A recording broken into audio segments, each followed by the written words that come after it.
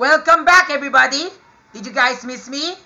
I hope you did, because we got more stats and props to do. So now let's go to item number 7. So in this particular problem for item number 7, ang sabi dito, Jomi was getting hungry. Hence, he planned to eat some lunch at McDonald's. Oh yeah, McDonald's. Oh yeah, McDonald's. I love to eat at McDonald's because that's my favorite restaurant. Although McDonald's is letter M, not letter W. Anyway, thank you so much for that, Wario. But that's not part of our topic right now. We're supposed to be talking about stats and props. So, ganito kasi yung problema. So, he's going to eat lunch at McDonald's. He ordered 2 pieces of mushroom pepper steak meal with fries and a soda of his choice.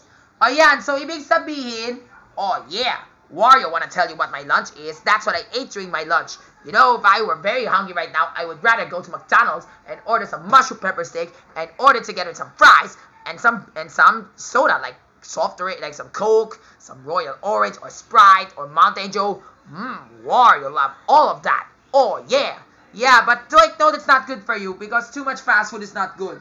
But it's good to eat fast food once in a while, pero not all the time because it's most likely particularly better to eat healthy organic foods. So, yeah.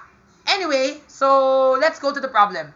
So, sabi dito, in general, the cost of this meal is 195 pesos with a corresponding standard deviation of 3.52 pesos. So, yan. Ibig sabihin, di ba, remember kapag bibili ka ng ng mushroom pepper steak, yan, yung mushroom pepper steak na may kasamang fries at kasamang drinks, that costs 195. Actually, I checked recently on the internet and that's really the price. But I'm not so sure within the other branches because somehow, somewhere in other branches, maybe because of inflation or because of production needs or production staff or whatever, that's the reason why they did not have this amount. So, you'll find out later on. Anyway, so now let's go to the first question. Letter A. Jomi bought it at the 37th percentile. How much is it? O yan, so ganito problema na yan, this implies a percentile word problem. Oh yeah, I know percentiles. Remember, that's the normal curve. If you look at the normal curve, where can you find the 37%? So looking at our normal distribution right over here, the 37th percentile is right,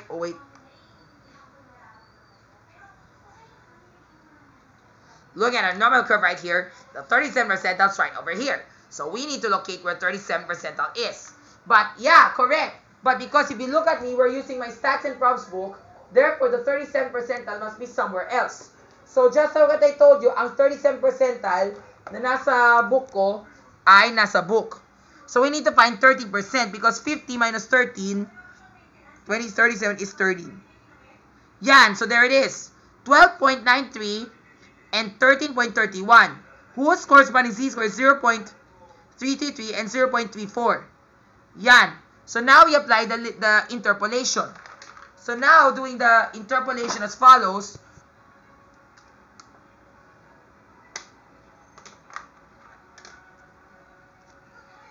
So now doing the interpolation as follows, ganito ba siya? So now we have this z-score of 0.33.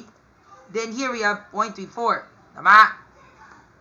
Then we do not know what's the z-score of that, but we know here it's supposed to be 12.12. What's the z-score again? 1293.1293 and then 0.13 and then 0.1331. Tama? Then we just apply the formula as follows. So big Y minus the little y, then here big X minus the little x. And then here little y minus the little x, little y, then x minus 0.33. Tama? Then what we do here, this thing will divide. We're going to divide both of these outcomes and we get 0.38. Then we have this. So now we do cross multiplication. So therefore, this 0.3 and then here, this one times negative 0.33. Diba? And then it's equivalent to 0.000, and then that's what happens. And then here, 0.7 plus ano yun?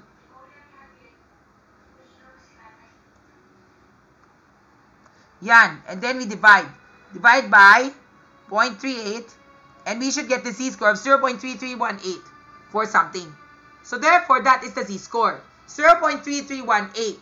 Now, let's see if that is correct. So now, going back now to our stats and props here, if you buy it at the 37th percentile, ganito kasi yun. First, ang ginawa ko dito, I convert that into z-score. So di ba remember, if you want to compute for percentile using Microsoft Excel, di ba remember what was the z-score that we got? The z-score is 0.331, ano yun? 118, di ba? 18, di ba? So, ang ginawa ko dito, I'm sorry if you can see it because it's naka-yellow. Pero what you call this, I'll zoom it in para you can see it clearly. Okay? So, yan. So, that is the z-score and we want it negative because it's on the left side. Tama?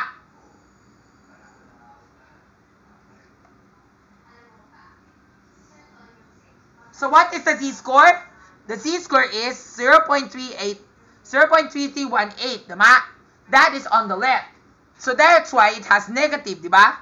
So, we type there, normal standard inverse of 0.37, and then we get this. Did we get it right? Yes, that's correct. That's the correct z-score. Although the one I did in linear interpolation may almost seem that way. Pero getting there. And then, after that, we need to convert that to a raw score. So, how do you convert that to raw score? Very easy. You just multiply that by the standard deviation of, what's the standard deviation? Remember the formula that looks like this, diba? Nana mo talaga yung formula that goes like this? The formula that looks like this, diba? We have Z is equivalent to X minus the mu divided by the standard deviation. So if you're given Z, it's Z times the standard deviation. It's equivalent to X minus mu. Then we just add mu to both sides, and then that will give you the raw score. That's it. Diba? So now you already know that's how the procedure goes. So now we multiply that by 0.3, ano yun, 3.52, and then we add it by the mean, which is 195. So as you can see, that's what I did here. G45 times 3.52 plus 195. And what's the raw score? The raw score is 193.83 pesos, or 193 pesos and 83 cents. So that's how much is the, ano yun, that's how much is the, you know, is the mushroom pepper steak meal bought at the sold at the 37th percentile of the price. Tama? The ultimate shortcut is to just type it this way.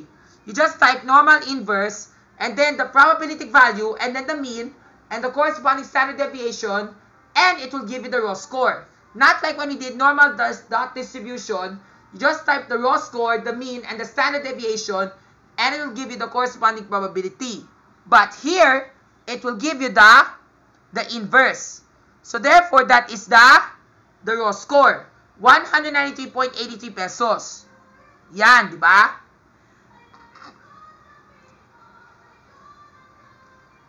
So that's it. So that's letter A. Next, letter B. So now we've already done letter A. Next, letter B. For a corresponding probability of 36.86%, the price of the mushroom pepper steak is blank cheaper than the normal average. Now, this is what will happen. First, we need to locate where 36.86% is in our Z table. So where is that? 36.86. Yan, there it is. Whose Z-score is 1.12. So the Z-score is 1.12. And then what do you do? Madali lang yun. Diba remember the first thing that you need to do is, wait, diba remember sabi ko dito, the price of the mushroom pepper steak is cheaper. So therefore, diba remember, this is the normal distribution. So sabi ko dito, with a corresponding probability of 36.86% found in our Z table, the price of the mushroom pepper steak is blank cheaper. How much pesos cheaper? So cheaper, saan yung galing? Dito sa kaliwa. Bakit sa kaliwa? Dahil negative. Because let's say for example, you want to buy a toy. And then remember the toy costs 200 pesos. And if the toy costs 190 pesos, therefore it's 10 pesos cheaper. Diba? So kailangan dapat cheaper. So we need to find the raw score such that with the corresponding probability of 36.86%, it is how much pesos cheaper than the original price. So therefore, we are locating it onto the left. So therefore, what is the corresponding Z-score? The corresponding Z-score is negative 1.12. And then negative 1.12 times the standard deviation of 3.52, then add it with the 195. So yan, ganito yung mangyayari. So here's what I did first. First, I did prob to say. Diba? From the probability of 0.5 minus 36.86. Bakit ganyan? Kasi nga diba, remember, it says cheaper, diba? And we know, if we look at the Z table, this 36.86 covers this area. And you know, normal distribution in Microsoft Excel, it starts from negative infinity. So we need to find that corresponding Z-score. That is from here up to where it stops. Kaya that's why nga we're doing minus 0.5 minus 36.86, which will give you this one, di ba? For Microsoft Excel. So yan. And that's why it's something like this. And we got negative 1.1979, which is almost negative 1.12. Tama? Or another way is you can do this. 0.1314, which is the simplified way. So if I were to do 0.5 minus, this should give me that probability. 0.1314. You can also do that and you will still get the same answer. Then from there, Z to raw score. Diba, you already know what that is, diba? You already know it's this formula. Z times the standard deviation plus the mu. And you should get something like this, diba? So yan. Then add 195 and you should get this item. 191.0583. Pero it says how much pesos cheaper. So therefore, we need to subtract that from 195. And doing so, we get 3.94, which is rounded to 3.95. So therefore, that is the answer. 3.94 pesos cheaper than the average price. If you are to do this the normal method, we type there normal dot inverse of that 0.5 minus 36.86 something, and then the mean, and then the standard deviation, and you still get the same answer. That's it. Next, letter C. Find the probability of buying the mushroom pepper steak that is at least 10 pesos cheaper than the mean, or at least 204 pesos. Yan, for that one, let me show to you na lang how we do it by a normal distribution means. Before that, let's understand the grammar. Sabi dito, at least 10 pesos cheaper than the mean. So when we say 10 pesos cheaper than the mean, diba remember 10 pesos? Like, diba remember I told you what I told you kanina? If you buy a toy, that's 200 pesos and it's 10 pesos cheaper. So that's 190.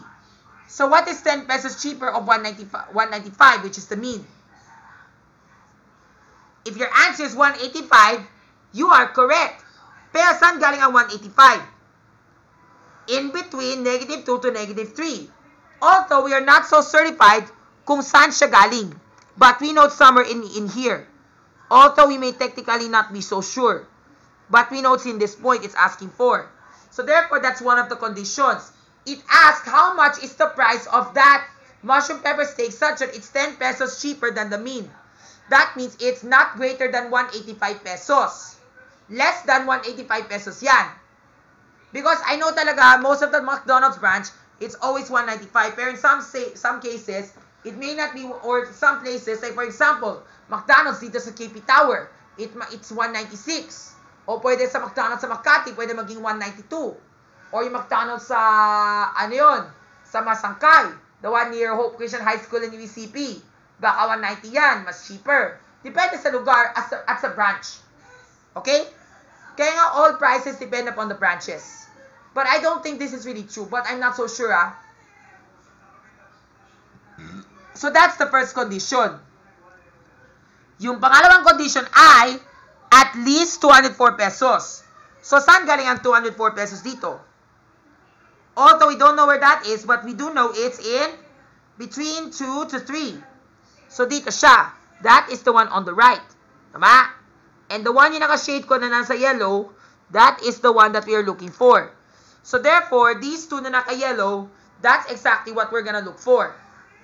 It is cheaper than 185 pesos, which is 10 pesos cheaper than the mean, which is 195 pesos, or greater than 204 pesos. Now, we need to solve for the z-score of both. So let's work on one first. So let's work on the first one. So the first one is 185 minus 195, diba? And you get 10, diba? That's 10 pesos cheaper than the mean. Divide by the standard deviation of 3.52. And what is the z-score? That is what we need to find out.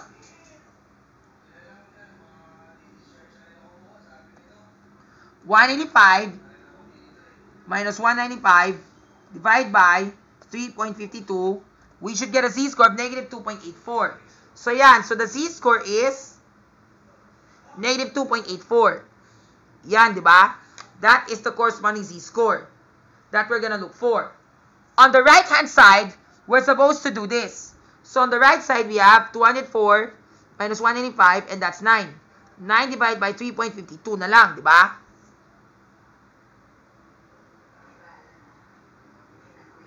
So now, 9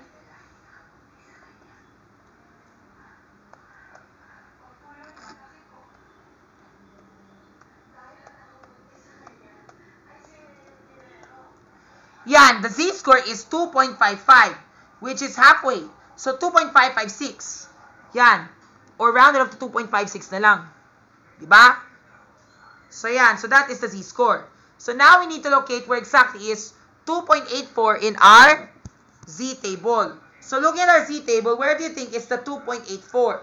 2.84. Negative 2.84. So looking at the z-table, 2.84 is at 49.77%. Pero that is only from this side. Pero that's not the answer. Kasi nga, di ba remember sabi ko sa'yo, back in our problem, the answer is in naka-shaded na nasa yellow.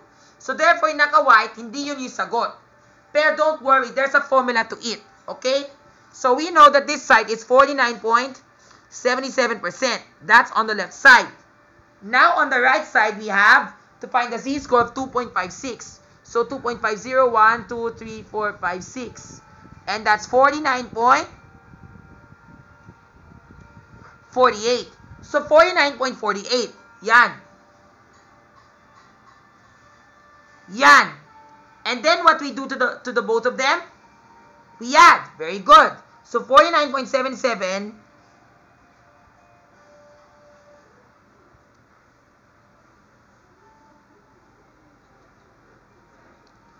plus 49.48. We add this together, we get 15. 8 plus 4, 12. This one becomes 17. 9. So the answer is 97.25. Pero teka, that's not the right answer. Kasi po, just like what I said, this is pertaining to the white. And the one we're asking for is the one that's shaded. So therefore, what we do now, subtract that from 100. And subtracting from 100 is very easy. So that's very easy now. So this becomes 0.0275. So the answer is 2.75%. So that is the correct answer. Now let's check with my solution sheet via Microsoft Excel to verify if we got the correct answer. So yan. So now let's go back.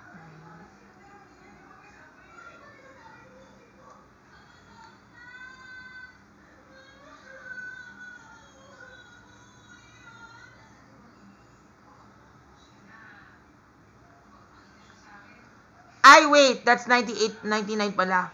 Because that's 9, di ba? 9 plus 9, 18. That's 199. So, tama, that's 0.75%. Tama. 0.75% pala. Yeah, so now let's double check.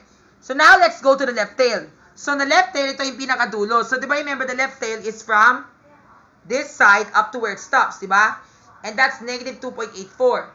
And therefore, the z-score is, what is the probability? Normal distribution, 185, 195, 3.52, and then true, we get 0.0224927%. Yan. So that's on the left. Then on the right side, it's 1 minus normal distribution, 204, 195, 3.52, and true. We get this answer, 0.05. And then when we sum this up all together, ta-da! We got the right answer, 0.75%. So therefore, that is the answer of the problem. Okay? Next, letter D. Since we surveyed 100, since we checked 100 different branches, how many of them has the following condition? Ibig sabihin, out of the following 100 McDonald's here in the Philippines that has the same price or somewhat closer to that, how many of them would have this condition such that the price of the McDonald's burger peppered steak may cost less than 185 or more than 204? And that is, we have to multiply that by, our answer by, 100. Because there are 100 different branches. Like for example, there's McDonald's sa Masangkay, McDonald's sa Lucky Chinatown Mall, McDonald's sa Tutuban, McDonald's sa Robinsons Manila, McDonald's sa Robinsons Galleria, and many other branches and many other malls. Kaya that's why nga we have to multiply that. And there are lots of branches of McDonald's here. So maybe one time I will show you. So now we multiply it by 100 and we get 0.7530097743, which is approximately to one branch. Approximately one branch. That's it. Now let's go to the next problem. Dito sa letter E, sabi dito, if he has a budget of only 175 pesos, find the probability for him to eat his meal there. That one is very easy. It's just normal distribution of 175 and then 195 and then standard deviation of 3.52. Bakit ganon? Ibig sabihin, if he has a budget of only 175 pesos, therefore, he cannot order mushroom pepper steak if it's more than that money. So if it's only 175, kailangan dapat mas cheaper pa than that price. So yan. Like for example, if it will cost 174, 173, yung mga ganon. Pero I'm afraid talaga that might be a very hard probability to find. Because if we have to standardize this, we do 175 minus 195 and then 20 divided by 3.52,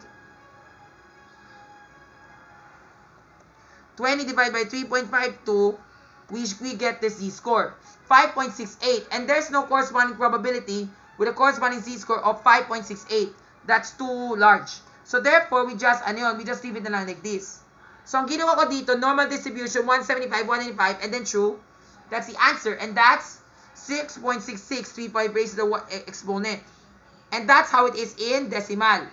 See, very hard to find. Kaya that's why nga, oh no.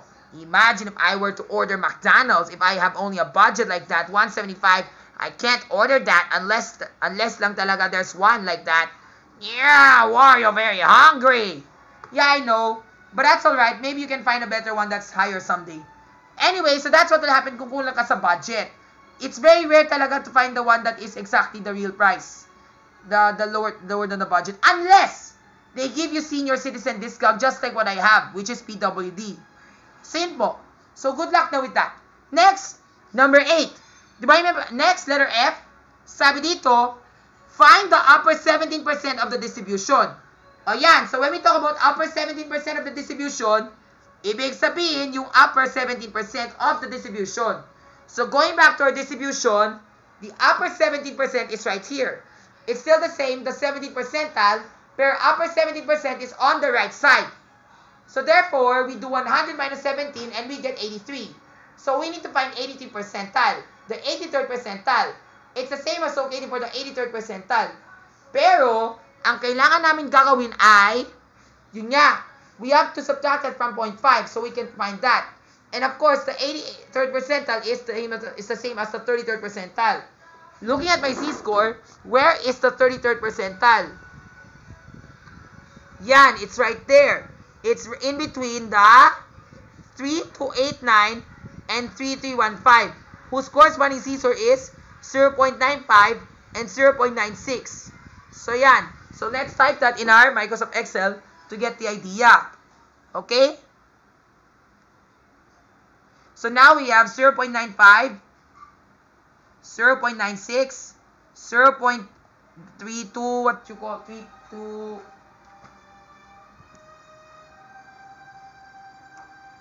89, 0.3315, then 0.33. Am I right?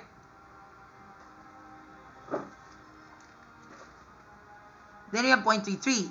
Now all we need to do is to subtract. Big Y minus the little y.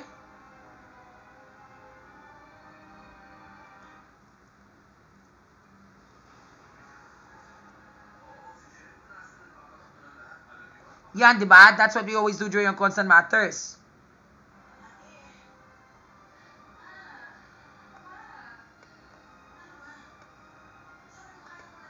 Yan, and we should get this, and then we divide, di ba?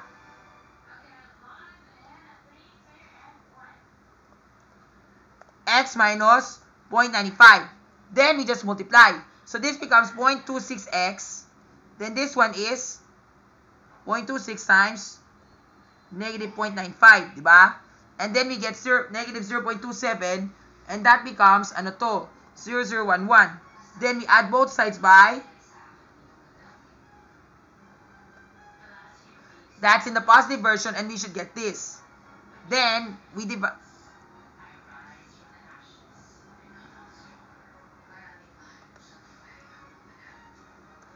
Yan, and then from there, this guy divide by 0.26, we should, or 96 pala. 0.26, and we should get, tama, 0.95423. So that is the z-score, 0.95423. Now let's see if we get that right. So let's go to letter F again. Yan, 0.95416 or 13. Yes, they still mean the same thing. So that is normal standard inverse of 82%. That is located for the upper 70% of the distribution. And then from there, we convert that to a raw score. To convert that to a raw score, it's very easy. Just multiply that by the standard deviation of 3.52, then add 195, and you should get the 198.358. That's it. Very easy. And then, if you were to double check your solution, right over here sa letter F, very easy, di ba? Normal inverse, 0.83, 195, 3.52, and that's it. You get this answer. Diba? 198.36 pesos approximately. As you can see right over here.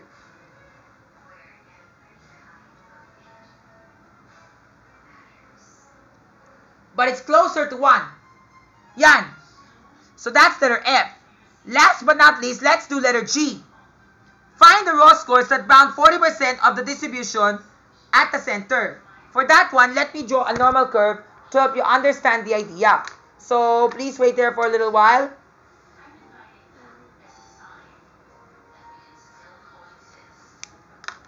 Okay, so here's another normal curve that I'm talking about. So sabi ko dito, the 40% of the distribution, pero located at the center. Ibig sabihin, naka-center stage.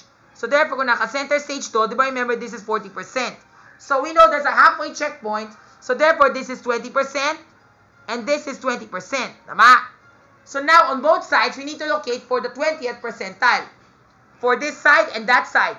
And then from there, we need to find those raw scores. So now, let's do for 0.2 within our Z table. Yan, 0.52 and 0.53.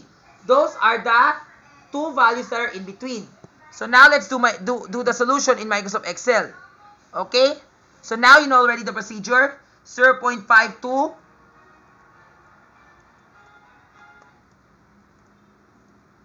(53), diba? 1.985, 0.2019, which is 2019 when I got bullied in school. And then yan. And then 0.2, diba? And then from there, we subtract this one minus this thing equals this. And then this one minus this to give us this. Then we divide, diba? Kung mag-divide out, we should get this answer. Then here, we get this thing minus this thing, and we should get this. Then x minus 0.52, diba? And then we have this. Here, ang ginawa namin, 0.54 times x, that's 0.54x. This one, 0.54 times negative 0.52. And we should get this answer. And then here, this one plus 0.177. And we should get 0.1785 divided by 0.34. Yun nga, so the z-score is 0.525. That's it. So now let's see if we got this right. So now going to letter G. So therefore, we got the z-score of 0.525. Where's our z-score? 0.525, which corresponds to the z-score of 0.2, diba? 20%. So it's right here, diba? So let me write the z-score again. This is 0. 0, 1, 2, 3, negative 1, negative 2, negative 3. So this where 0.525 is located in between the 20%. And that one is very easy. Now, we need to locate exactly kung magkano yan. So to find out how much that costs, we need to multiply that by, you know already what we're gonna do, diba? So that one, this one is in negative form.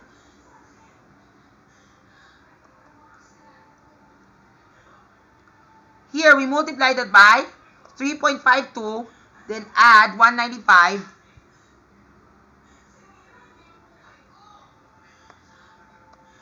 And that is the z-score, diba?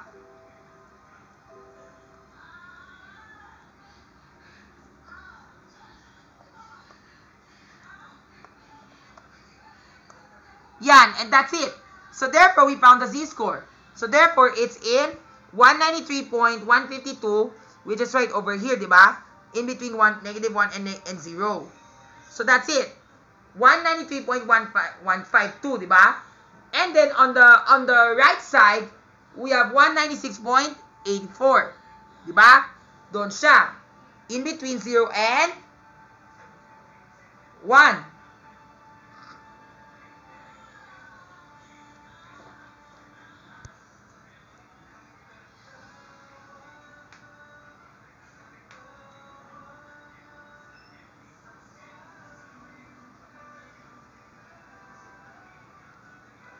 So now you already know na talaga what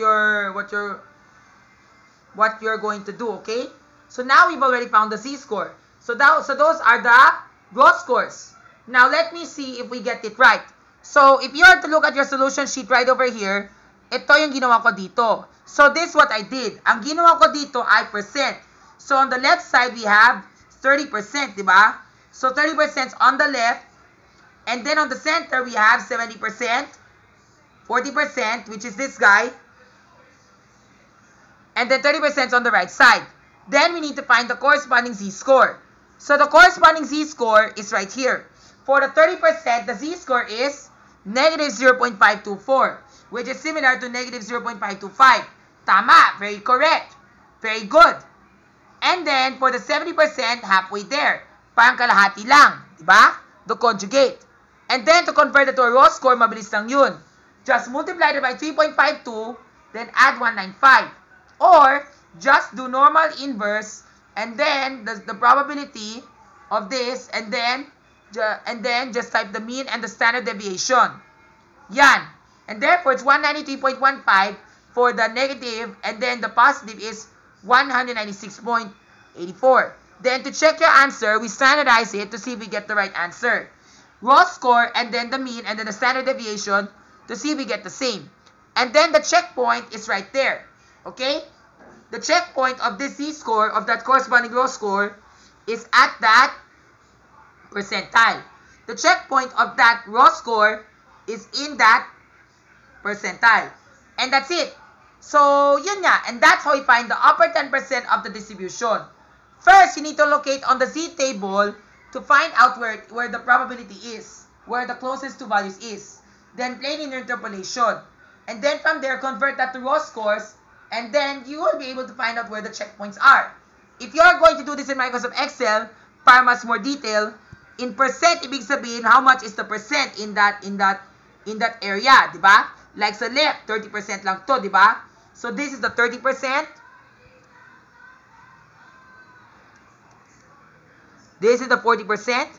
And this is the 30%. So that's what I mean when we talk about percent.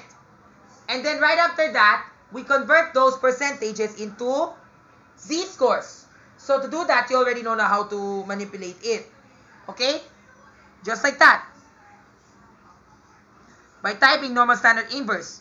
And then converting that to a raw score. So yan.